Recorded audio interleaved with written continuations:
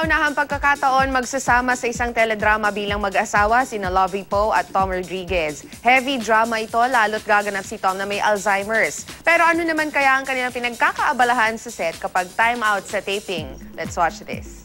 Hindi lang sa kwento ng pag-ibig, kundi pati na rin sa paglaban sa isang sakit. Iikot ang istorya ng bagong aabangan ng Kapuso primetime series na Someone to Watch Over Me. Sa unang pagkakataon, magtatambal dito bilang mag-asawa sina Lovie Poe at Tom Rodriguez na siyang tatamaan ng early onset ng Alzheimer's disease. Be challenging for me na in a way mag-grow ako. What we're doing hindi lang pala entertainment.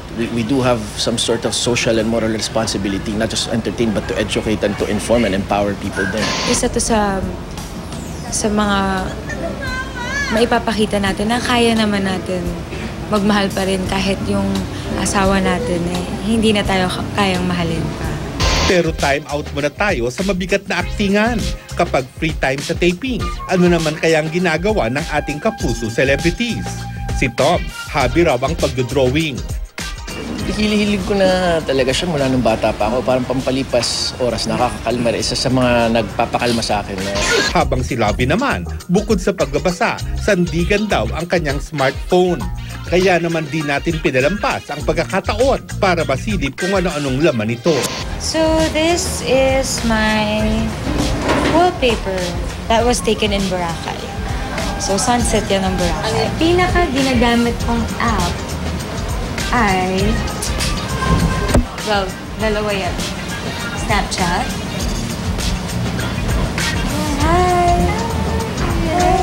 Unang here. Ayan, that's my favorite app.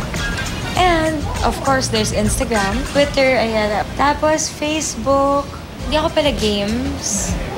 But my favorite app is Pinterest. Pinterest because I'm into fashion.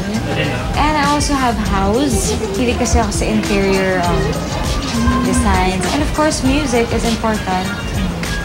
Spotify, SoundCloud. Soundhound is, kiklik mo yung Soundhound. Kung yan may narinig, tapos di mo alam yung kanta, pipindutin mo lang yan, tapos mahahanap nila kung ano yung kanta na yun. Since I'm a traveler, I have Google Maps, TripAdvisor, and Airbnb. Kaya mga kapuso, to discover more about Lovie and Tom at para siyempre masaksihan ang kanilang galing sa pag-acting, abangan ang Someone to Watch Over Me sa Agosto na yan sa GMA Telebabad.